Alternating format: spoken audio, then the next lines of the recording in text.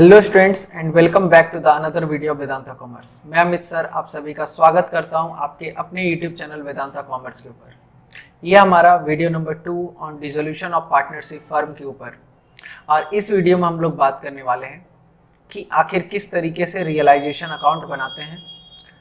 यानी कि इस वीडियो में हम लोग सीखेंगे रियलाइजेशन के फॉर्मेट के बारे में, रियलाइजेशन अकाउंट के फॉर्मेट के बारे में, और हम लोग एक क्वेश्चन डील करेंगे जिसमें कि रियलाइजेशन अकाउंट बनाना है।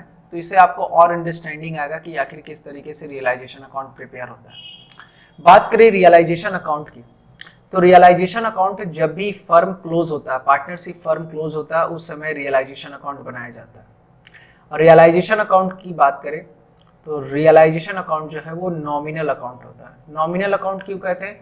क्योंकि रियलाइजेशन अकाउंट से ये पता चलता है कि जब फर्म बंद हुआ, आपको पता है कि कोई भी फर्म अगर बंद होगा तो सारे के सारे एसेट्स और सारे के सारे लायबिलिटी को पे ऑफ करना पड़ेगा और सारे के सारे एसेट्स को बेचना पड़ेगा। तो कौन से एसेट्स बेचने में फायदा हुआ, एसेट्स को बेचने में फायदा हुआ या फिर लायबिलिटी को पे ऑफ करने में नुकसान हुआ, ये सारी बातें जो कैलकुलेट होती है वो रियलाइजेशन अकाउंट के थ्रू ही होती है। इसलिए हम लोग रियलाइजेशन को नॉमिनल अकाउंट बोलते हैं। यानी कि जब फर्म बंद होता है तो सारा एसेट्स जो बेचेंगे वो रियलाइजेशन अकाउंट के थ्रू बेचेंगे, और जो लायबिलिटी का पेमेंट करेंगे वो भी रियलाइजेशन अकाउंट के थ्रू करेंगे। फिर उसके बाद कुछ रियलाइजेशन एक्सपेंसेस होते हैं। रियलाइजेशन एक्सपेंस कहने का मतलब कि एसेट्स बेचने में और लायबिलिटी का पेमेंट करने में कुछ ना कुछ खर्च आता है, और उस खर्च को हम लोग बोलते हैं रियलाइजेशन एक्सपेंस। यानी कि जब फर्म क्लोज होगा तो जो भी एसेट्स बेचेंगे, उस एसेट्स को बेचने में जो भी नुकसान या फिर जो भी एक्सपेंसेस आएगा और जो लायबिलिटी पे ऑफ करेंगे उसमें जो एक्सपेंसेस आएगा उसको हम लोग क्या बोलते हैं? उसको हम लोग बोलते हैं रियलाइजेशन एक्सपेंस। रियलाइजेशन की बात करें तो आपको डिसोल्यूशन की अगर बात करें तो डिसोल्यूशन में realisation account, partners loan account, अगर किसी पार्टनर ने लोन दिया है तो लोन अकाउंट, फिर उसके बाद पार्टनर्स कैपिटल अकाउंट और बैंक या फिर कैश अकाउंट बनता है, जैसा कि आपको लास्ट वीडियो में हमने बताया। तो बेसिक जो थ्योरी की बात थी वो फर्स्ट पार्ट में हमने कवर किया है, और इस वीडियो में हम लोग बात करेंगे रियलाइजेशन अकाउंट के बारे में। तो चलिए शुरू करते हैं।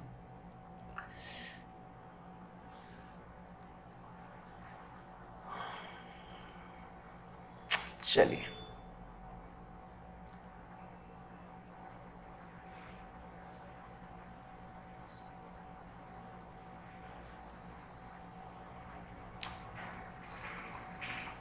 हाँ जी, तो रियलाइजेशन अकाउंट की बात करें तो रियलाइजेशन अकाउंट का सबसे पहले हम लोग फॉर्मेट देखते हैं। और फॉर्मेट की बात करें तो ये टी शेप का होता है।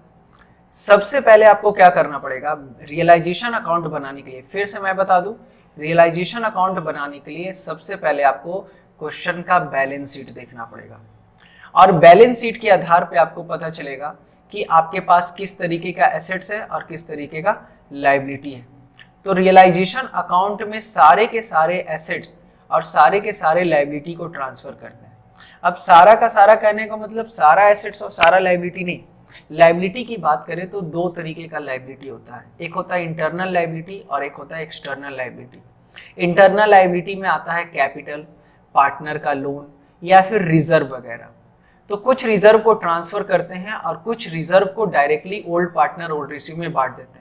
जैसा कि आपको पता है कि लायबिलिटी साइड में अगर जनरल रिजर्व है तो जनरल रिजर्व को रियलाइजेशन अकाउंट में नहीं ट्रांसफर करते, ये क्या करते हैं ओल्ड पार्टनर ओल्ड रेशियो में डिस्ट्रीब्यूट कर देते हैं।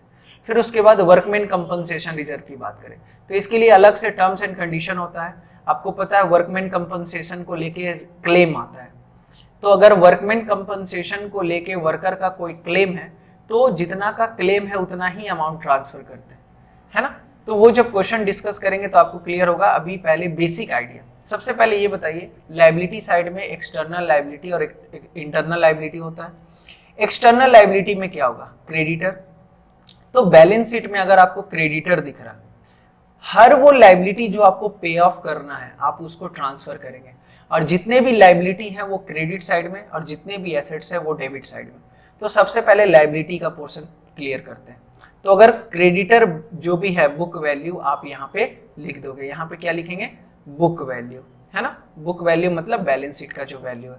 फिर उसके बाद आउटस्टैंडिंग एक्सपेंसेस अगर किसी भी चीज का है कोई किसी भी तरीके का आउटस्टैंडिंग एक्सपेंसेस है तो उसको भी यहाँ पे ट्रांसफर करेंगे।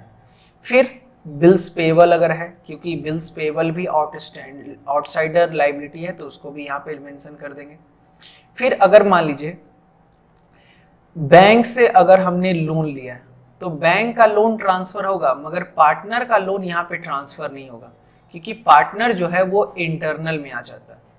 फिर अगर किसी भी तरीके का एम्प्लॉय प्रोविडेंट फंड है, एम्प्लॉय प्रोविडेंट फंड, इसका क्या मतलब होता है कि वो पैसा जो एम्प्लॉय के लिए है, तो ये एम्प्लॉय का पैसा भाई कभी भी पार्टनर नहीं ले के जा सकता है। तो जो भी है एम्प्लॉय का पैसा एम्प्लॉय के नाम पे आप अगर अलग किए तो वो एम्प्लॉय को देना है। तो सिंपली अभी क्या कर रहे हैं, अभी हम लोग बस एक काम कर रहे हैं, बैलेंस शीट में जो कुछ भी तुमको लायबिलिटी दिखे हम कॉमन आइटम का यहाँ पर मेंशन कर दे रहे हैं, कॉमन आइटम यहाँ पे मेंशन कर दे रहे हैं, इसी के आधार पे आपको आगे काम करना। तो एम्प्लॉय प्रोविडेंट फंड अगर जो देगा बैलेंस शीट में उसको भी यहाँ पे ट्रांसफर कर देंगे।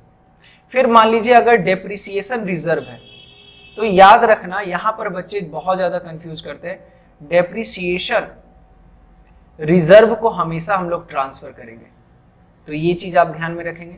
फिर उसके बाद इन्वेस्टमेंट फ्लक्चुएशन फंड, आपने बहुत बार एडमिशन, रिटायरमेंट, डेथ तीनों में पढ़ा है इन्वेस्टमेंट फ्लक्चुएशन फंड के बारे में। ये भी अगर बैलेंस शीट में देगा तो इसको ट्रांसफर कर देंगे। और वर्कमैन कंपनसेशन रिजर्व की बात करें तो वर्कमैन कंपनसेशन रिजर्व ट्रांसफर करते हैं, but subject to claim. Subject to claim कहने का मतलब जितना क्लेम है उसके आधार पे। अब चलिए हम आपको इसको समझाने के लिए एक एग्जांपल लेते हैं अलग से, तो आपको और क्लियर होगा। जैसे मान लीजिए बैलेंस शीट में वर्कमैन कंपनसेशन रिजर्व के नाम पे 20,000 रुपीज है। पहला केस नो क्लेम, दूसरा केस क्लेम है मगर मात्र 9,000 रुपीज का, और तीसरा केस क्लेम है मगर 25,000 रुपीज का। ये तीन केस आपको दिख रहा है। अब क्या करें, तो फर्स्ट केस में हम लोग क्या करेंगे, फर्स्ट केस में वर्कमैन, ये रियलाइजेशन अकाउंट डायरेक्ट हम बना देते हैं, तो रियलाइजेशन अकाउंट में केस 1 में नो क्लेम है। अगर नो क्लेम है तो रियलाइजेशन अकाउंट में कुछ भी ट्रांसफर नहीं होगा क्रेडिट साइड में, क्योंकि किसी भी तरीके का क्लेम ही नहीं है, तो किसी पार्टनर को कुछ नहीं देना है, किसी भी वर्कर को कुछ नहीं देना है, और वर्कर को कुछ नहीं देना है तो पूरा का पूरा 20,000 रुपया क्या करेंगे, इस पूरे के पूरे 20,000 को आप ओल्ड पार्टनर ओल्ड रेशियो में डिस्ट्रीब्यूट कर देंगे। केस 2 की बात करें तो केस 2 में क्लेम कितने का है, क्लेम है आपका 9,000 रुपीज का। तो रियलाइजेशन अकाउंट जो बनाएंगे, रियलाइजेशन अकाउंट में क्रेडिट साइड में आप सारा का सारा लायबिलिटी ट्रांसफर करते हैं, तो बाई वर्कमैन कंपनसेशन रिजर्व के नाम पे, वर्कमैन कंपनसेशन रिजर्व के नाम पे आप मात्र 9,000 ही ट्रांसफर करेंगे। क्यों, क्योंकि जितना क्लेम है आप उतना ही ट्रांसफर करेंगे, और बाकी का 20,000 रुपये का रिजर्व है जिसमें से 9,000 तो क्लेम है, बाकी का 11,000 को क्या करेंगे, ओल्ड पार्टनर ओल्ड रेशियो में कैपिटल अकाउंट में ट्रांसफर कर देंगे। एंड थर्ड केस की बात करें तो थर्ड केस थोड़ा विपरीत है। थर्ड केस में 20,000 रुपये का रिजर्व है मगर क्लेम कितने का है, 25,000 रुपये का, ठीक है ना। रियलाइजेशन अकाउंट बनाएंगे। अब यहां पर आप मैक्सिमम वर्कमैन कंपनसेशन रिजर्व उतना ही ट्रांसफर कर सकते हैं जितना बैलेंस शीट में दिया हुआ है। आपको पता है बैलेंस शीट में वर्कमैन कंपनसेशन रिजर्व जो है वो 20,000 रुपया है, मगर क्लेम कितने का है, तो क्लेम है भाई 25,000 रुपये का। तो आप मैक्सिमम उतना ही ट्रांसफर कर सकते हैं जितना आपके बैलेंस शीट में है, और बैलेंस शीट में अगर 20,000 रुपया है तो मैक्स आप वर्कमैन कंपनसेशन रिजर्व में मैक्सिमम 20,000 ट्रांसफर कर सकते हैं। यानी कि क्लेम कितना भी हो, ट्रांसफर उतना ही मैक्सिमम अमाउंट होगा जितना कि बैलेंस शीट में है। पर अगर क्लेम मात्र 9,000 का है और रिजर्व में 20,000 है तो उस केस में विच एवर इज लोअर, देखो हमेशा विच एवर इज लोअर वाला कॉन्सेप्ट फॉलो करते हैं। यहाँ पे लोअर कौन है, रिजर्व में पैसा 20,000, क्लेम में 25,000, लोअर कौन है 20,000, तो 20,000 ट्रांसफर किए। सेकेंड केस में क्लेम है 9,000 का, क्लेम है कितने का 9,000 रुपीज का, और रिजर्व में कितना पैसा है, रिजर्व में 20,000 रुपया। तो which ever is lower, lower कौन है 9,000 ट्रांसफर कर दी। तो ये तरीका है आपका वर्कमैन कंपनसेशन रिजर्व का पोस्टिंग का। आई होप कि आपको समझ में आ रहा होगा, है ना। चलिए आगे बढ़ते हैं।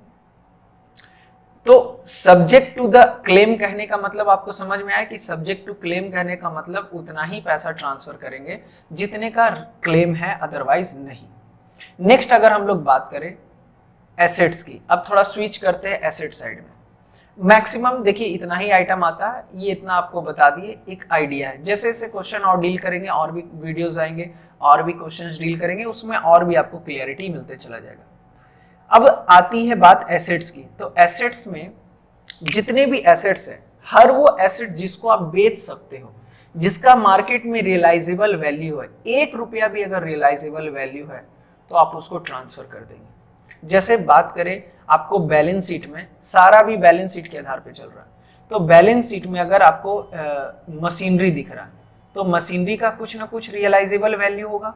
अगर हम बिजनेस बंद कर रहे हैं तो मशीन को बेचेंगे और कुछ ना कुछ पैसा मिलेगा, तो मशीन को ट्रांसफर कर देंगे। कैश और बैंक को ट्रांसफर नहीं करते हैं। क्यों नहीं ट्रांसफर करते हैं? क्योंकि कैश बैलेंस और बैंक बैलेंस जो है वो ऑलरेडी कैश में है, तो उसको कैसे बेच सकते हैं। इसलिए हम सिर्फ उसी एसेट्स को ट्रांसफर करते हैं जिसको हम लोग कैश में कन्वर्ट करना चाहते हैं। क्योंकि भाई बिजनेस बंद हो रहा है, मशीन रख के कोई फायदा नहीं है, तो उसको क्या करेंगे, बेचेंगे। लाइक फर्नीचर,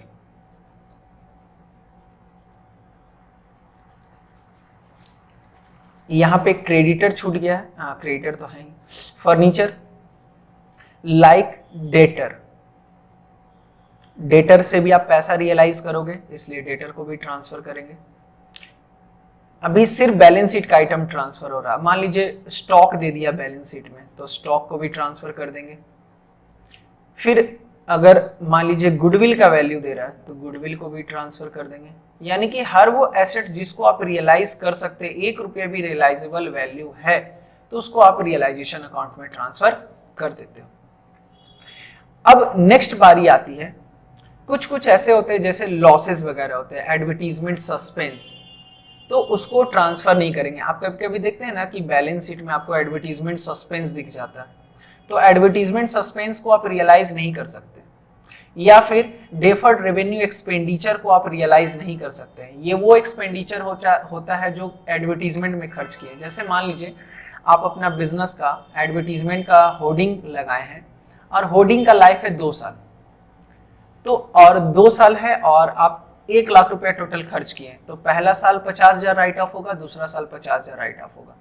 तो ये जो 50,000 दूसरे साल राइट ऑफ होगा वो आपके लिए एसेट्स बन जाता है, क्योंकि आपका ये प्रॉपर्टी और आपको 2 साल तक हेल्प करेगा। तो कहीं ना कहीं उसको आप बैलेंस शीट में लिखते हैं डेफर्ड रेवेन्यू एक्सपेंडिचर बोल के, है ना, तो या फिर एडवर्टीजमेंट सस्पेंस बोल के। तो ये एसेट्स को चूंकि आप बिजनेस बंद भी कर देते हो तो भी रियलाइज नहीं कर सकते, इसलिए इसको ट्रांसफर नहीं करेंगे। इसके लिए डायरेक्ट कैपिटल जो है पार्टनर का वो डिक्रीज कर देंगे। ठीक है, चलिए।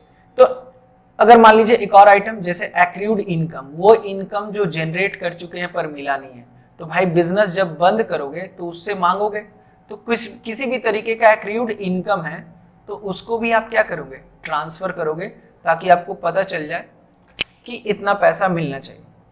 अब बात आती है, ये तो ट्रांसफर की बात हो गई, सारे के सारे एसेट्स ट्रांसफर कर दिए हमने, सारे के सारे लायबिलिटी भी ट्रांसफर कर दी। अब नेक्स्ट बारी आता है कि भाई ये लायबिलिटी को पेमेंट भी तो करना है, तो सारा लायबिलिटी जितना भी है, ये जितने भी लायबिलिटीज हैं वो सारे के सारे लायबिलिटी को पे ऑफ करना पड़ेगा। ये सारे के सारे लायबिलिटी को क्या करना पड़ेगा, पे ऑफ करना पड़ेगा। किस लायबिलिटी को कितना पेमेंट किए क्वेश्चन बता देता है, ध्यान से समझिएगा। ये रियलाइजेशन अकाउंट आपके एग्जाम में 6 मार्क्स का आता है, तो कहीं ना कहीं बहुत इंपॉर्टेंट हो जाता है, तो बहुत ही बारीकी से आपको समझना पड़ेगा। 6 मार्क्स का क्वेश्चन सिर्फ रियलाइजेशन अकाउंट बनाने के लिए आपको मिल सकता है, तो और बहुत ही स्कोरिंग है ये। डिसोल्यूशन जो है वो टोटल आपको 8 मार्क्स से पूछ सकता है, जिसमें 6 मार्क्स का तो एक ही क्वेश्चन रहेगा। तो क्रेडिटर की बात करें तो क्रेडिटर मान लीजिए बुक वैल्यू 90,000 है, तो क्रेडिटर को आखिर कितना दिए, 50,000 दिए, 30,000 दिए, 40,000 दिए, जितना भी पेमेंट किए हैं वो नीचे आपको एडजस्टमेंट में दे देगा। अभी पहले बैलेंस शीट के हिसाब से सारा एसेट्स में और सारा लायबिलिटी में आपने ट्रांसफर कर दिया। अब नेक्स्ट बारी आती है कि आप कौन से लायबिलिटीज को कितना का पेमेंट किए, वो आपको बैलेंस शीट एडिशनल इंफॉर्मेशन में दे देगा। और जितना भी पेमेंट किए हैं ये डेबिट साइड में लिखेंगे, यानी कि ट्रांसफर करेंगे लायबिलिटी को क्रेडिट साइड में और पेमेंट कहाँ करेंगे, डेबिट साइड में। और जब भी पेमेंट करेंगे तो या तो टू बैंक या फिर टू कैश। आपको देखना पड़ेगा कि बैलेंस शीट में ये लोग क्या यूज कर रहा है। मान लीजिए क्रेडिटर 90,000 था, मगर क्रेडिटर को ये लोग पेमेंट किया है 80,000, तो यहाँ पर जितना एडजस्टमेंट में लिखा है वही अमाउंट लिखेंगे, यानी कि एक्चुअल अमाउंट पेड। यहाँ पर हम लोग क्या लिखते हैं, एक्चुअल अमाउंट पेड, है ना, एक्चुअल अमाउंट पेड का एंट्री करते हैं। बात समझ में आ रहा है? चलिए, तो यहाँ पर आपको ये कैसे पता चलेगा, एडजस्टमेंट से। एडजस्टमेंट में आपको बता देगा। मान लीजिए आउटस्टैंडिंग एक्सपेंसेस जितना था वो हम लोग लिख दिए। आउटस्टैंडिंग एक्सपेंसेस ऊपर में बैलेंस शीट में यहाँ पे 20,000 रुपया था तो 20,000 रुपया लिख दिए, और नीचे देखे तो पता चला उसको 22,000 का पेमेंट किए। कम भी हो सकता है, ज्यादा भी हो सकता है, तो 22,000 अगर बोला है तो यहाँ पर क्या लिख देंगे, 22,000 रुपया लिख देंगे। ठीक है, डेबिट साइड में हम लोग कितना का पेमेंट कर देंगे, 22,000 रुपये का पेमेंट कर देंगे। नेक्स्ट है आपका बिल्स पेबल। अब देखो बिल्स पेबल के बारे में आपको बैलेंस शीट में तो दिया है कि बिल्स पेबल मान लीजिए 30,000 का है, मगर एडजस्टमेंट में कुछ बात नहीं बोला, मतलब बिल्स पेबल के बारे में कुछ नहीं बोला।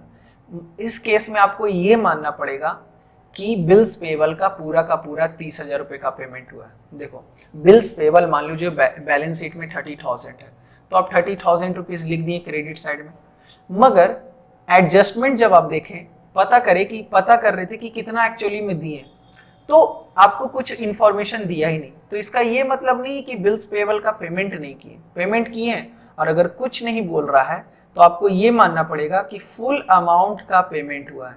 तो लायबिलिटी के केस में जितना अमाउंट था वो अमाउंट पूरा लिख देंगे। ठीक है, बैंक लोन मान लीजिए बैंक लोन के बारे में भी कुछ नहीं बोला, तो बैंक लोन भी ऐसा नहीं कि नहीं पे करेंगे और पूरा का पेमेंट होगा। अब देखिए डेप्रिसिएशन, आप समझिए, डेप्रिसिएशन एम्प्लॉय प्रोविडेंट फंड का भी जितना है वो पेमेंट हो जाएगा। डेप्रिसिएशन और इन्वेस्टमेंट फ्लक्चुएशन फंड के लिए आपको किसी भी प्रकार का पेमेंट करने का जरूरत नहीं है। डेप्रिसिएशन और इन्वेस्टमेंट फ्लक्चुएशन फंड के लिए किसी भी प्रकार का पेमेंट करने का जरूरत आपको नहीं है ना। चलिए, तो ये तो क्लियर हो गया कि आपको डेप्रिसिएशन, अगर डेप्रिसिएशन रिजर्व हो चाहे इन्वेस्टमेंट फ्लक्चुएशन रिजर्व हो, इसके लिए पेमेंट करने का जरूरत आपको नहीं। तो फाइनली अभी देख रहे हैं कि ये सारे आइटम को देखो, हमने जितना भी पेमेंट किया है सब इनर कॉलम में लिखा है, और इसको आप यहाँ पर इस तरीके से लॉक कर देंगे, मतलब टोटल कर देंगे। मान लीजिए कभी कभी क्या होता है कि कोई पार्टनर बोल देता है कि चलो भाई क्रेडिटर का पेमेंट हम कर देंगे, तो उस केस में यहाँ पे क्रेडिटर टू बैंक के अंडर में नहीं होगा। मान लीजिए अगर ए पेमेंट कर रहा है तो ए का कैपिटल लिखेंगे, टू एज कैपिटल। अगर कोई पार्टनर क्रेडिटर का पेमेंट कर रहा है तो टू एज कैपिटल, और क्रेडिटर यहाँ लिख के, क्रेडिटर यहाँ पे लिख के जितना भी वो पेमेंट कर रहा है वो हम लोग यहाँ पर फाइनल अमाउंट कर देंगे। ठीक है, अब आती है नेक्स्ट बारी एसेट्स की। तो एसेट्स मशीन है, फर्नीचर है, डेटर है, स्टॉक है, गुडविल है, एक्रूड इनकम है। तो ये सारे जो एसेट्स हैं इनको कितने में बेचा गया, जितने में भी बेचेंगे या फिर जितने में भी बेचा गया, ये सारा वैल्यू आपको कहाँ लिखा हो रहेगा, एडजस्टमेंट में। तो जिसको भी जितना में बेचे, to by bank credit side में, यानी कि एसेट्स ट्रांसफर होगा डेबिट में और बेचेंगे तो कहाँ लिखेंगे, क्रेडिट में। बाय बैंक या फिर कैश बोल के जितना जो एसेट्स में, जो भी एसेट जितने में बिका वो उसका वैल्यू आप यहाँ पर लिखते चले जाओगे। मशीनरी, फर्नीचर, है ना। फिर उसके बाद मान लीजिए डेटर का वैल्यू नहीं दे रहा। अगर डेटर का वैल्यू नहीं दे रहा तो इसका ये मतलब नहीं है कि डेटर पूरा पैसा मिला। अगर कोई एसेट्स का वैल्यू नहीं दिया है तो हम ये मानेंगे कि उसका रियलाइजेबल वैल्यू 0 है।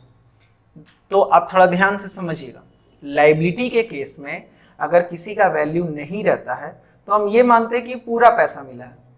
पर अगर बात करें एसेट्स की बात करें तो एसेट्स के केस में उल्टा है।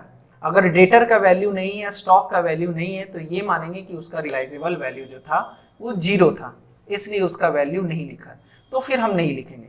मान लीजिए गुडविल का वैल्यू कुछ मिला, तो गुडविल जितना में भी बिका है वो यहाँ पर आपको दे देगा, और इतना ही आइटम मिला था तो इतना हम टोटल करके यहाँ पे लिख देंगे। फिर उसके बाद मान लीजिए कोई पार्टनर जो है वो बोला कि भाई हम तो स्टॉक लेके जाएंगे, तो मान लीजिए अगर बी बोल रहा है कि हम स्टॉक लेके जाएंगे तो लिखेंगे बाय बीज कैपिटल, और जो चीज वो लेके जा रहा है ब्रैकेट में लिख देंगे स्टॉक, और जितने में लेके जा रहा है वो यहाँ पर आपको एडजस्टमेंट में लिख देगा। फिर उसके बाद कभी कभी आपको रियलाइजेशन एक्सपेंस के बारे में भी बोलता है, जैसे कि एसेट्स को बेचने में, लायबिलिटी को पेमेंट करने में इतने का खर्च हुआ, तो टू बैंक या फिर कैश, और ब्रैकेट में लिख देंगे रियलाइजेशन एक्सपेंस, और जितना भी एडजस्टमेंट में बोल रहा है उतना अमाउंट यहाँ पे लिख देंगे। फिर डेबिट साइड और क्रेडिट साइड को बैलेंस करेंगे तो बैलेंसिंग आएगा, बैलेंसिंग फिगर, तो बैलेंस सीडी इधर भी आएगा, और या तो बाय बैलेंस सीडी इधर भी आ सकता है ना, किधर भी बैलेंस सीडी आ सकता है। और बैलेंस सीडी यानी कि बैलेंसिंग फिगर की हम लोग बात कर रहे हैं, बैलेंसिंग फिगर की बात कर रहे हैं, ठीक है। तो अगर डेबिट साइड में आ रहा है तो आपको पता है वो क्या होता है, वो होता है प्रॉफिट, और अगर क्रेडिट साइड में आ रहा है तो वो क्या होता है, लॉस होता है। और ये तीनों क्या करेंगे, ओल्ड पार्टनर को ओल्ड रेशियो में बांट देंगे।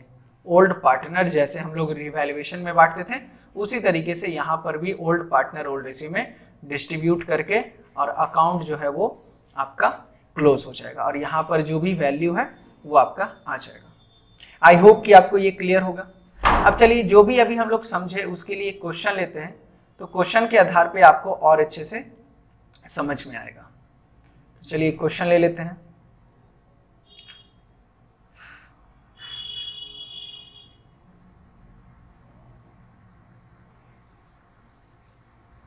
जैसे कि ये क्वेश्चन है 10A, डीके गोयल बुक का क्वेश्चन है 10A, इसके आधार पे आपको समझाने का कोशिश करते हैं। जैसा कि आपको बताए हैं, सबसे पहले एक बार जो अभी तक पढ़े वो रिकॉल कर लेते हैं कि जब भी रियलाइजेशन अकाउंट बनता है तो डिसोल्यूशन के केस में ही बनता है। जब भी रियलाइजेशन अकाउंट बनाएंगे सबसे पहले सारे के सारे बैलेंस शीट में जो एसेट्स है उसको ट्रांसफर करेंगे डेबिट साइड में, और जो एसेट्स लायबिलिटी है जिसका पेमेंट करना उसको क्रेडिट साइड में ट्रांसफर करेंगे। फिर उसके बाद एडजस्टमेंट में चेक करेंगे कि कौन से एसेट्स को कितना दिया जा रहा है, कौन से लायबिलिटी को बेच के कितना पैसा आया है, और कौन से लायबिलिटी को कितना दिया जा रहा है। तो देखिए क्या करा, Pritam and Naresh decided to dissolve the firm on 30 सितंबर। एसेट्स की बात करें तो बैंक बैलेंस है, ये ट्रांसफर नहीं होगा, ये ट्रांसफर नहीं होगा। स्टॉक ट्रांसफर होगा, बिल्स रिसीवेबल ट्रांसफर होता है। सन्ड्री डेटर जो है 45,000 रुपये, ये ट्रांसफर होगा। और ये प्रोविजन जो है, ये प्रोविजन आपका ट्रांसफर तो होगा, मगर कहाँ ट्रांसफर होगा, ये डेबिट साइड ट्रांसफर होगा, ये भी डेबिट साइड ट्रांसफर होगा, ये भी डेबिट में, मगर ये प्रोविजन जो है 15,000 रुपये, ये कहाँ ट्रांसफर होगा, क्रेडिट में, क्योंकि प्रोविजन जो है वो इंटरनल लायबिलिटी होता है। सारे बच्चे ध्यान से सुनिए, बहुत ही क्रिटिकल पॉइंट है ये, और मैक्सिमम बच्चे यहाँ पे गलती करते हैं कि प्रोविजन फॉर डाउटफुल डेब्ट को डेबिट साइड में ही लिख देते हैं। नहीं, प्रोविजन फॉर डाउटफुल डेब्ट इंटरनल लायबिलिटी होता है, इसलिए ये कहाँ जाएगा, क्रेडिट साइड में ही जाएगा। फर्नीचर ट्रांसफर होगा डेबिट साइड में, मशीनरी डेबिट साइड में, गुडविल डेबिट साइड में, है ना, एंड प्रीपेड इंश्योरेंस भी कहाँ जाएगा, डेबिट साइड में। कैपिटल ट्रांसफर नहीं होता है क्योंकि इंटरनल है। लोन की बात करें तो पार्टनर कौन है, नरेश, तो नरेश का लोन ट्रांसफर नहीं होगा, पार्टनर का लोन पार्टनर लोन अकाउंट में जाएगा।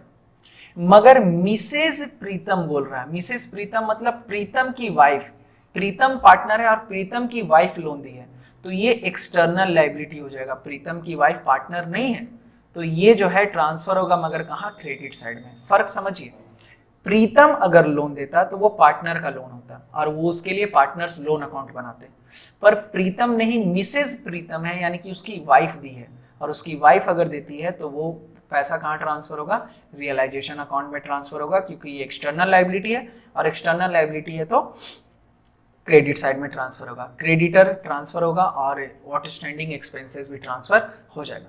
तो चलिए सबसे पहले हम लोगों ने ये जाना कि क्या ट्रांसफर होगा क्या नहीं, तो इसके आधार पे सबसे पहले हम लोग क्या कर देते हैं, बैलेंस रियलाइजेशन अकाउंट बनाते हैं।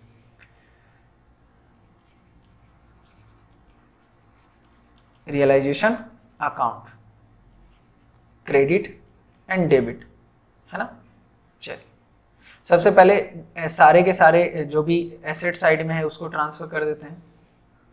तो स्टॉक, कैश तो ट्रांसफर नहीं करेंगे क्योंकि उसको तो कन्वर्ट करने का जरूरत ही नहीं क्योंकि वो ऑलरेडी है। तो 21,500 का है, तो जो बुक वैल्यू है वही लिखते हैं। टू बिल्स रिसीवेबल आपका 8800,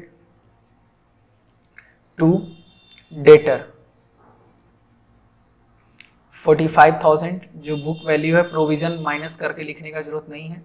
प्रोविजन फॉर डाउटफुल डेब्ट आप लगे हाथ लिख दीजिए क्योंकि बच्चे भूल जाते हैं, तो भूले ना, आप वेट नहीं करेंगे, डायरेक्ट यहाँ पे लिख देंगे बाय प्रोविजन फॉर डाउटफुल डेब्ट। आपका 1500 का है तो 1500 यहाँ पर लिख दिए। अभी जो फॉर्मेट बताए थे उसमें नहीं याद था तो इसलिए वहाँ पे नहीं बता पाए, पर यहाँ पर मैं आपको बता दे रहा हूँ क्योंकि आप सुन रहे हैं तो मैं आपको यहाँ पर ही बता दे रहा हूँ। बहुत सारे आइटम हैं जो कवर नहीं हो पाते हैं, तो वो जैसे जैसे आप क्वेश्चन बनाते हो वैसे वैसे कवर होते चला जाता है। प्लांट एंड मशीनरी आपका 23,000 का है। फिर उसके बाद गुडविल, गुडविल को इसलिए ट्रांसफर करते हैं क्योंकि हम लोग ये मानते हैं कि कुछ ना कुछ इसका रियलाइजेबल वैल्यू होगा, तो गुडविल भी ट्रांसफर करती है। और उसके बाद चलिए, तो नेक्स्ट आइटम है आपका गुडविल के बाद प्रीपेड इंश्योरेंस। प्रीपेड इंश्योरेंस की बात करें तो ये जो 300 रुपया है ये भी आपका ट्रांसफर हो जाएगा, है ना। क्योंकि ये भी हम लोग एज्यूम करते हैं कि प्रीपेड इंश्योरेंस का भी कुछ ना कुछ रियलाइजेबल वैल्यू है, तो प्रीपेड इंश्योरेंस के लिए पीआई डायरेक्ट लिख देते हैं 300 रुपीज। ये तो सारा एसेट्स था, जो कुछ भी वो ट्रांसफर हो गया। अब लाइबिलिटी की बात करें तो लाइबिलिटी में कैपिटल ट्रांसफर नहीं करना है, नरेश दोनों का कैपिटल नहीं, नरेश का लोन अकाउंट भी ट्रांसफर नहीं करना। मिसेस प्रीतम लोन, चूंकि मिसेस प्रीतम जो है प्रीतम की वाइफ वो आउटसाइडर है, तो प्रीतम मिसेस प्रीतम ने जितना लोन दिया वो ट्रांसफर करेंगे एंड प्रीतम का अमाउंट है 10,000 रुपये, तो बाय मिसेस प्रीतम 10,000 रुपीज ये ट्रांसफर हो जाएगा लाइबिलिटी साइड में। नेक्स्ट है आपका सन्ड्री क्रेडिटर 36,000, तो बाय क्रेडिटर आपका 36,000 रुपीज ट्रांसफर हो जाएगा, है ना। फिर उसके बाद नेक्स्ट बात करें तो आउटस्टैंडिंग रेंट आपका है 500 रुपीज, तो आउटस्टैंडिंग रेंट भी आपको पे करना पड़ेगा, तो आउटस्टैंडिंग रेंट आपका 500 रुपीज ये भी ट्रांसफर हो गया। तो जो भी आइटम ट्रांसफर होना चाहिए था वो हमने ट्रांसफर कर दिया। अब नेक्स्ट हमारी बारी है पेमेंट की। जो भी एसेट्स है देखते हैं एसेट्स को बेचकर कितना आया, तो assets were realised as follows, stock 20,000, bills receivable 3,800। तो आपको बताए थे कि जितने भी एसेट्स हैं उसको डेबिट साइड में लिखे हैं, तो उसको जो बेचेंगे वो हम बेच के जो भी पैसा आएगा वो कहाँ लिखेंगे, क्रेडिट साइड में। अब आप क्वेश्चन में देखिए तो क्वेश्चन में आपको कैश एट बैंक दिख रहा है, ये लोग यानी कि जितना भी ट्रांजेक्शन करते हैं वो सारा का सारा बैंक से करते हैं, तो यहाँ पर क्या लिखेंगे, बैंक अकाउंट लिखेंगे, कैश अकाउंट नहीं लिखेंगे। स्टॉक को ये लोग बेचा है 20,000 रुपीज में, एंड अगर बात करें बिल्स रिसीवेबल की, तो बिल्स रिसीवेबल में 3,800 रुपीज मिला, तो बाय बिल्स रिसीवेबल 3,800 रुपीज, है ना। नेक्स्ट अगर बात करें तो बोल रहा है furniture 5,100 and plant and machinery 35,000 मिला। तो जो भी एसेट्स को जितने में भी बेचा गया है ये आपको क्वेश्चन में दे देगा, आपको उसको चिंता करने की जरूरत नहीं है, और बस जितना अमाउंट दिया है कितने में बिका है ये आपको बस यहाँ पर लिख देना है ना। तो प्लांट एंड मशीनरी जो था वो आपका शायद 35,000 में बिका है, तो 35,000 रुपीज, है ना। नेक्स्ट आपको क्या कह रहा है, sundry debtor, sundry debtor at 10% less than the book value. Debtor कितने का है, तो 45,000 रुपीज का। डेटर से जब पैसा लाने गए तो 10% कम पैसा दिया, तो जब डेटर यानी कि 45,000 आपको नहीं मिला, 10% अगर कम मिला है तो 45,000 माइनस 10% आपका बनता है 40,500 रुपीज। तो ये टोटल आपको करना पड़ेगा, तो 20,000 प्लस 3,000, 3,800, 5,100 प्लस 35,000 एंड 40,500, 1,04,400। ये रहा हमारा सारा का सारा एसेट जो था। जो भी एसेट जितना में बिका आपको डिटेल दे दिया, और जिस एसेट्स के बारे में नहीं बोल रहा है आपको ये मानना पड़ेगा कि उसका कोई भी रियलाइजेबल वैल्यू नहीं था। अब बारी आती है लाइबिलिटी साइड की। तो लाइबिलिटी में देखिए प्रोविजन फॉर डाउटफुल डेब्ट के लिए पेमेंट करने का जरूरत नहीं पड़ता है।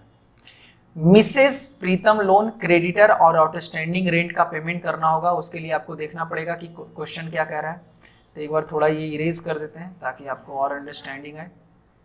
देखिए क्या कह रहा है, creditor were allowed discount of 5%, यानी कि क्रेडिटर जब पेमेंट कर रहा था तो जितना भी लाइबिलिटी का पेमेंट होगा सारा का सारा डेबिट साइड में लिखेंगे टू बैंक अकाउंट, और क्रेडिटर कितना दिए हैं तो 5% कम दिए, तो 36,000 का है, 36,000 माइनस 5% 34,200, तो ये रहा 34,200 रुपीज।